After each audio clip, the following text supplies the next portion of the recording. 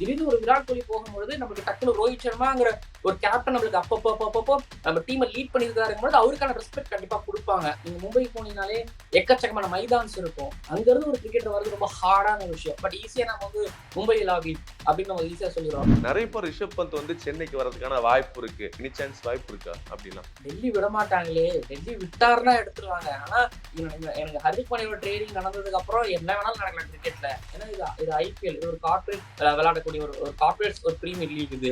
So franchise ஆடுறாங்க அப்படிங்கும்போது எது வேணாலும் பாசிபிலிட்டிஸ் இருக்குது. Visit India's first underwater tunnel aquarium at VGP Marine Kingdom, Chennai.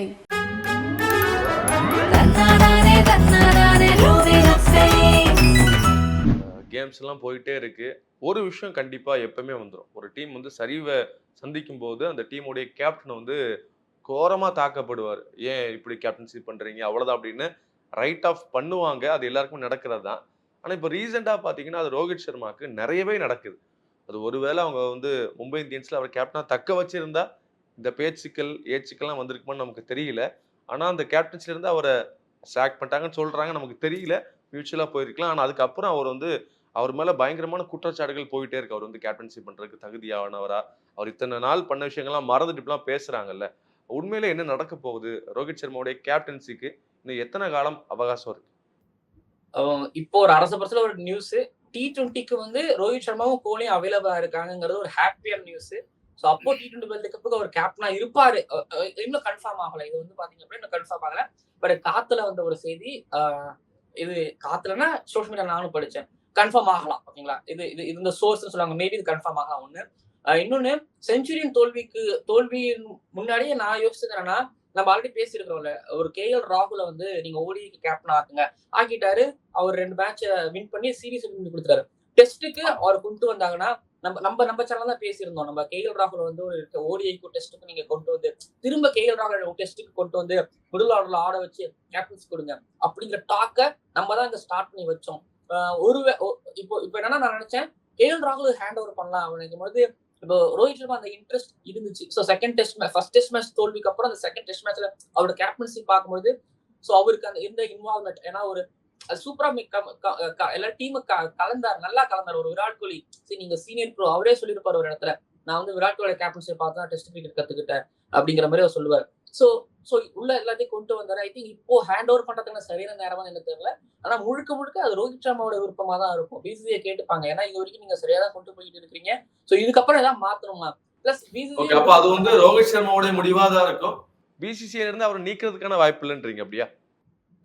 இதுல ரெண்டு பேரோட முடிவு ரொம்ப முக்கியம் இல்லையா? ஏன்னா ஏன்னா ஒரு ஒரு விருப்பம் இல்லாம ஒரு விஷயத்தை திணிக்கிறதுக்கும், ஏன்னா அவங்க ஆல்ரெடி பின்னாடி கேப்டன் இருக்காங்க. ஏன்னா KL ராகுல் இருக்காரு. ஓகேங்களா? மனசுல வச்சுட்டு தான் அவங்க கண்டிப்பா அதெல்லாம் கேட்பாங்க. ஏன்னா ஒரு நம்மள்ட்ட ஒரு KL ராகுல் இருக்காரு. ரோஹித் சர்மா ஆல்ரெடி பண்ணிக்கிட்டு இருக்காரு. ஒருவேளை அவங்க ஒரு இல்லம்மா இது மாதிரி எங்களுக்கு ஒரு பிளான் இருக்கு. நாங்க என்ன பண்ணலாம்? நீங்க கண்டினியூ பண்றீங்களாங்கிற ஒரு வார்த்தை கேட்பாங்க. ரெஸ்பெக்ட் பண்ணுவாங்க. ஏன்னா திடீர்னு ஒரு விராட் கோலி போகும்பொழுது நமக்கு டக்குனு ரோஹித் சர்மாங்கிற ஒரு கேப்டன் நம்மளுக்கு அப்பப்போ நம்ம டீமை லீட் பண்ணியிருக்காருங்கும்போது அவருக்கான ரெஸ்பெக்ட் கண்டிப்பா கொடுப்பாங்க அப்படிங்கிறது ஒண்ணு இருக்கு. ஸோ அதன் காரணமா தான் நீங்க T20 வேர்ல்டு கப் வரைக்கும் பண்ணி கொடுத்துருப்பாங்க அப்படிங்கறத கேட்கறாங்க அப்படின்னா அப்படி ஒரு விஷயம் இருக்குதான். சரி, நிறைய பேர் சொல்லலாம் அது ஒரு மும்பை லாபின்னு சொல்லிட்டு. பட் ஆனா அவரு கிரிக்கெட் ஆனதை நம்ம ரெஸ்பெக்ட் பண்ணணும். இவ்வளவு கிரிக்கெட் ஒரு ஆடி இருக்கிறாரு. சும்மா சும்மா ஒரு மும்பைல இருந்து ஒரு பையன் வரல. நிறைய நீங்க ஸ்டோரிஸ் படிச்சிருப்பீங்க. அந்த மும்பைல இருந்து ஒரு இந்த லோக்கல் ட்ரெயின் புடிச்சு நீங்க மும்பைக்கு போனீங்கனாலே எக்கச்சக்கமான மைதான்ஸ் இருக்கும். ஒரு சோமசுந்தர கிரவுண்ட்ல நம்ம டென்னிஸ் பால் தான் ஆடுவோம். பட் சோமசுந்தர கிரவுண்ட்ல கார்க் பால்ல அங்க கிரிக்கெட் ஆடிட்டு இருப்பாங்க. அங்க இருந்து ஒரு கிரிக்கெட்டர் வரது ரொம்ப ஹார்டான விஷயம். பட் ஈஸியா நம்ம வந்து மும்பை லாபி அப்படின்னு நம்ம ஈஸியா சொல்லிடுறோம். பட் ஸ்டில் ரோஹித் சர்மா என்ன பொறுத்தவரை ஒரு பெஸ்ட் கேப்டன். இன்னும் அவர் டிசர்வ் மோர். நிறைய விஷயம் அவருக்கு கிடைக்க வேண்டியது. இப்போ ஒரு கேப் டவுன் டெஸ்ட் விக்டரி அப்படிங்கிறது கிடைச்சிருக்கு. அந்த ஒரு செலிப்ரேஷனுமே தெரிஞ்சு. ஸோ 2023 வேர்ல்டு கப் ஃபைனல் தோல்வி ஜெயிச்சிருந்தா அப்படி அந்த அந்த அது வச்சிருந்திருக்கிறான்னு நினைக்கிறேன். பட் ஐ திங்க் எனக்கு மாத்துறதுக்கு இப்போ சரியான நேரமான்னு எனக்கு தெரியல. கண்டிப்பா கண்டிப்பா இப்போ மாத்துறதுக்கான சரியான நேரம் இல்லைன்னு நினைக்கிறேன் ஜோனோ. ஏன்னா நானுமே அந்த முடிவை மாத்திக்கிறேன். ஏன்னா இப்போ KL ராகுலுக்கு கொடுக்கறத விட மேபி கொஞ்ச நாள் கழிச்சு கொடுக்கலாம் அப்படிங்கிற மாதிரி நான் பாக்குறேன். ஏன்னா நல்ல ஒரு கேப்டன்சி பண்ணிருக்காரு கேப் டவுன்ல. ஒரு பக்கம் டெஸ்ட் கிரிக்கெட் இன்டர்நேஷனல் போனா கூட இந்த ஐபிஎல்க்கான அந்த மவுஸ் வந்து இன்னும் போய்கிட்டே இருக்கு. சவுத் ஆப்பிரிக்கால இந்தியா தோக்குறாங்களா? தோக்கட்டுமே. நம்ம டீம்ல யாரு எந்த அணியை எந்த பிளேயரை வாங்க போறாங்க, ட்ரேட் ஆஃப் யாரெல்லாம் பண்ண போறாங்க அப்படிங்கிற ஆர்வம் மக்களுக்கு நிறைய வந்துட்டு. மேபி எனக்கு தெரிஞ்சு இன்டர்நேஷனல் கிரிக்கெட்டை மக்கள் சீரியஸா எடுக்கிறத தாண்டி ஐபிஎல் ரொம்ப சீரியஸா எடுக்க ஆரம்பிச்சிட்டாங்கன்னு நினைக்கிறேன். அது விளைவாக தான் நம்ம இப்பவும் நிறைய ஐபிஎல் மீம்ஸ் பார்த்துக்கிட்டே இருக்கோம். அது சம்பந்தமான செய்திகளை தொடர்ந்து கவனிச்சுக்கிட்டே இருக்கோம். இப்ப நீங்க சொல்லுங்க ப்ரோ, ஐபிஎல் இவ்வளோ இம்பார்ட்டன்ட்டாங்கிறத தாண்டி இப்ப இம்பார்ட்டன்ட்னு நமக்கு தெரிஞ்சு போச்சு. இப்ப ஐபிஎல் ட்ரேடிங்ல வேற ஏதாச்சும் ஒரு மாறுதலுக்கான வாய்ப்பு இருக்கா? இந்த டீம்ஸ பத்திலாம் சொல்லுங்களேன். எப்படி செட் ஆயிருக்கு என்ன ஏதுன்னு? ஆ எனக்கு தெரிஞ்சு டீம் சேஞ்சஸ் பண்ண மாட்டாங்கன்னு நினைக்கிறேன் ப்ரோ. ஏன்னா ட்ரேடிங் ஓப்பன்ல தான் இருக்குது. ஆ ஸோ ஒவ்வொரு டீமும் வந்து இந்த ஆப்ஷனுக்கு முன்னாடி எனக்கு மும்பை இந்தியன்ஸோட மூவ் மாதிரி கேப்டன் முன்னாடியே ஆப்ஷனுக்கு முன்னாடியே அனௌன்ஸ் பண்றாங்க. ஸோ ஒவ்வொரு டீமும் வந்து ஒண்ணு ஆப்ஷனுக்கு அப்புறம் எனக்கு தெரிஞ்ச ஒரு மாத்திரத்துல அவங்க பெருசா விரும்ப மாட்டாங்க. ஏன்னா ஒரு டைம் பீரியட் ஒண்ணு இருக்குல்ல. அந்த அந்த ஆப்ஷனுக்கு முடிஞ்சு அதுக்கப்புறம் வந்து ஆ அந்த ஐபிஎல் சீசன் ஆரம்பிக்கிறதுக்கு ஒரு 2 மாசம் இருக்கு. ஸோ இவங்க இப்போ அவங்க 11 ஆல்மோஸ்ட் அவங்க 11 அண்ட் ஒரு ஒரு ஒரு ஒரு கிட்டத்தட்ட உத்தேச ஒரு 13 பேரை வந்து அவங்க செலக்ட் பண்ணி வச்சிருவாங்க. ஸோ அவங்க கிட்ட இன்டிமேட் பண்ணிடுவாங்க. நீங்க இப்படி ப்ளே பண்ணுங்க அண்ட் தென் இதுதான் உங்களோட ரோலா இருக்கும். நீங்க இதுக்காக ப்ரிப்பேர் ஆகுங்கம்பாங்க. ஸோ அதனால அவங்க ப்ரிப்பரேஷன் இப்பவே ஆரம்பிச்சிருவாங்க. இன்னும் கொஞ்ச நாள்ல பாத்தீங்கன்னா ஐ திங்க் கேம்ப் ஆரம்பிக்கும் போது அதாவது மார்ச்சுக்கு முன்னாடியே கேம்ப்லாம் ஆரம்பிக்க போகுது. அப்படிங்கறதுனால வந்து இப்போ ட்ரேடிங் அப்படிங்கிற விஷயம், பிளேயரை மாத்துறது அப்படிங்கிற விஷயம் ஐ திங்க் இருக்காது. அப்படி நடந்தா ரொம்ப ரொம்ப ரொம்ப ரொம்ப ரேரு. இன்னொரு விஷயம், இப்ப ரிஷப் பண்ட்டுமே வந்து பாத்தீங்க அப்படின்னா கொஞ்சம் ஒரு மாதிரி ரிலீஃபா இருந்து கொஞ்சம் ஊர் சுத்துற மாதிரி இருக்கிறத பார்க்க முடியுது. தென் அவர் டெல்லி கேபிட்டல்ஸ்க்காக தோனி கூட ஊர் சுத்திக்கிட்டு இருக்காரா? அவர் ஜாலியா தோனி கூட ஊர் சுத்திட்டு இருக்காரு. அதான் கிண்டல் பண்றாங்களா, ரேஷன் கார்டு எடுத்து பாத்தீங்கன்னா அவரோட பேர் இருக்கும். தோனி வீட்டுல இருக்கும் அப்படின்ட்டு. ஆமா அப்படிதான் சுத்திக்கிட்டு இருக்காங்க. ஹர்திக் பாண்டியா, ரிஷப் பண்ட், ரெய்னா எல்லாரும் ஒன்னா சுத்திட்டு இருக்காங்க. சோ ரிஷப் பண்ட் அகைன் வருவாரு, டெல்லிக்கு ஆடுவாரு இந்த தடவை. பட் கேப்டனா இருப்பாரு, விக்கெட் கீப்பரா இருப்பாரா மாட்டாரா அப்படிங்கிற மாதிரி ஒரு பேசிக்கிட்டு இருக்காங்க. ஐ திங்க் இந்த இடத்துல ஒரு சின்ன கேள்வி. ரிஷப் பந்த பத்தி பேசும்போது நிறைய பேர் ரிஷப் பந்த் வந்து சென்னைக்கு வர்றதுக்கான வாய்ப்பு இருக்கு. டோனிக்கு அப்புறம் ஒரு விக்கெட் கீப்பர் பேட்ஸ்மேன் தேவைப்படுறாரு. ஒரு கேப்டன் மெட்டீரியல் ரிஷப் பந்த் வந்து கரெக்டா இருப்பாருப்பா, அவரை தூக்கி வைங்க, அவரு வர்றதுக்கான சூழல் இருக்குன்னு சொல்றாங்களே, எனி சான்ஸ் வாய்ப்பு இருக்கா அப்படிலாம்? டெல்லி விட மாட்டாங்களே. டெல்லி விட்டாருன்னா எடுத்துருவாங்க. ஆனா எனக்கு ஹர்திக் பாண்டியாவோட ட்ரேடிங் நடந்ததுக்கு அப்புறம் என்ன வேணாலும் நடக்கலாம் கிரிக்கெட்ல. அது கிரிக்கெட்ல இல்ல, ஐபிஎல்ல. அது கிரிக்கெட் வேற, ஐபிஎல் வேற. சோ ஐபிஎல் என்ன வேணாலும் நடக்கலாம், எது வேணாலும் நடக்கலாம். ஏன்னா இதுக்கு முன்னாடி தீப்தாஸ் குப்தா தான் இந்த விஷயத்த சொல்லியிருந்தாரு. ரிஷப் பண்டே இங்க சிஎஸ்கேக்கு வரதுக்கு வாய்ப்பு இருக்கு. வாய்ப்பு இருக்குதுங்க.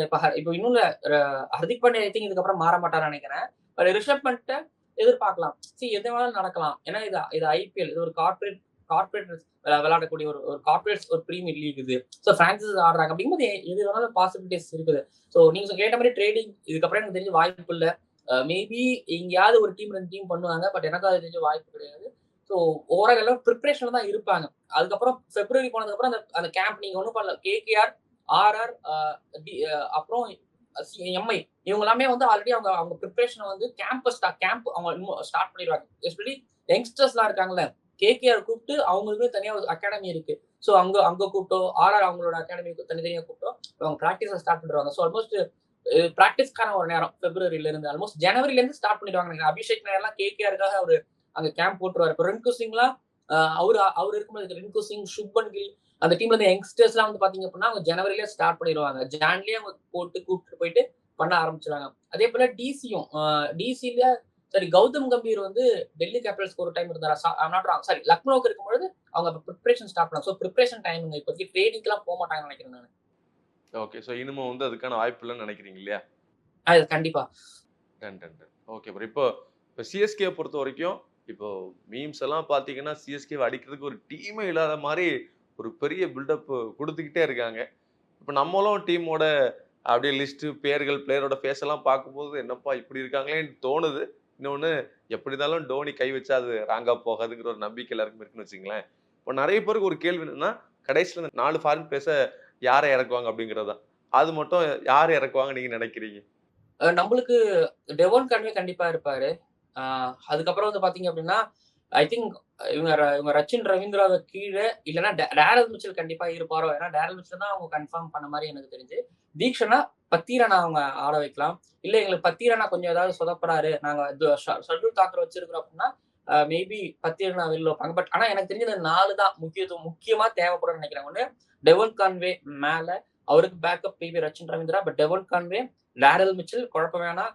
தீக்ஷனா ஏன்னா அவர் வந்து நியூ பால்ல மேல போடுவாரு, மிடில் ஓவர்ல போடுவாரு, கீழேயும் போடுவாரு, 17ஆம் ஓவர்ல போடுவாரு, ஸ்பின் பவுலிங்ல யாக்கரும் போடுவாரு, எல்லாமே போடுவாரு அவரு. சோ அதனால வந்து நீங்க சொன்ன மாதிரி தீக்ஷனா அந்த நம்பர் 3வது. 4வது எனக்கு தெரிஞ்சு பத்திர நான் யூஸ் பண்ணுவாருன்னு நினைக்கிறேன்.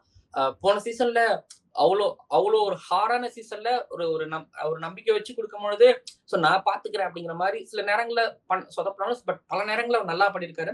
ஐ திங்க் பத்திர இந்த 4 ஃபாரினர்ஸோட போவாங்க அப்படின்னு வந்து நான் பிலீவ் பண்றேன். மொயின் அலிக்கு I think Moeen Ali bench பண்ணுவாங்கன்னு நினைக்கிறேன். ஏன்னா போன சீசன்ல லாஸ்ட் 2 சீசன் அவர் பெருசா எதுவும் பண்ணல அப்படிங்கிறதுனால ஐ திங்க் இந்த 4 பேர் தான் இருப்பாங்கன்னு நான் நினைக்கிறேன் எனக்கு தெரிஞ்சு. கண்டிப்பா ப்ரோ, ரொம்ப நன்றி பல விஷயங்கள் ஷேர் பண்ணிக்கிட்டதுக்காக. Thank you bro. நன்றி bro. Visit India's first underwater tunnel aquarium at VGP Marine Kingdom, Chennai.